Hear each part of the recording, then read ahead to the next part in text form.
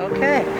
Well, we go to the right on this mural and we find the oldest photograph. The photograph in black and white there is from pre-1910. It's town site when the Patricia Theater was in a tent.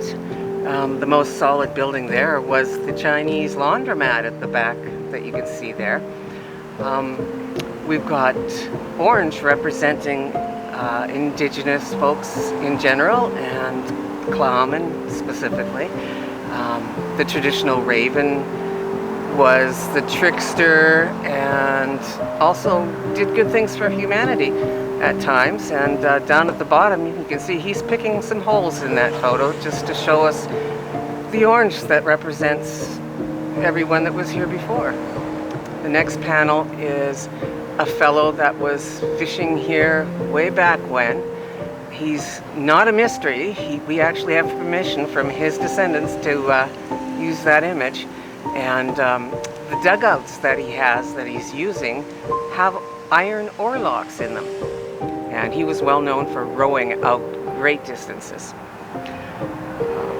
When we were first planning the mural series, we were looking at three perhaps panels to represent Tla'amin. Given that we had the two that we were allowed to have people in, we thought, okay, we had to work extra hard to make these two panels very, very strong. And I think that worked out.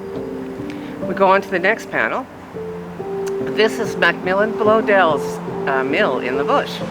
And it was staffed by a whole menagerie of folks from different ethnic backgrounds. Hard workers, dangerous work. The image itself here was drawn, fully drawn by one of the members of the Brain Injury Society who didn't actually consider herself an artist. I did get to help paint though. Okay, the image of the garden with the little boy and his mom standing close by is one from down south of town, Stillwater area, the Stump Farms as they were known as. And I had asked the manager of the Brain Injury Society to pick up a photograph from the museum that I wanted to see the original again. And she was reading the bottom of the photograph. And in that photograph, it identified the little boy as Golden Stanley. And she actually, Debbie D, had been married to her husband years ago by an old man named Golden Stanley, which was this little boy later on. And the next one is down in Townsite. And this is all the ladies being loaded up into the flatbed car of the train to go on a picnic to Cranberry Lake, where I live. Yeah. You notice a lot of the detail work is at chair level because some of the painters were sitting on walkers and needed chairs. So I designed a lot of the detail at sitting level so folks could be comfortable painting. The top part is actually denuded from a fire that swept through the city at that time. This panel, which is actually the first that you see from the road, has as its main item Jackie Timothy's pole that's down at the lookout. And this pole I've sketched for years through every kind of weather. It's incredible with the weather behind it. It's timeless.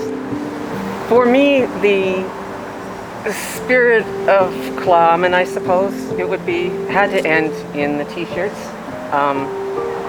Everything being brought into the future. The children that the t-shirts represent. That was what takes everything into the future. The pole itself, I found out after I had designed the mural that it was called the Spirit of Friendship Totem Pole. I'd never actually read the little panel at the bottom of the pole, which needs to be redone, by the way, it's faded. And on that, one of the descriptions on it, it says the carvings throughout represent the past, present, and future. So that was just amazing finding out that that's what it said.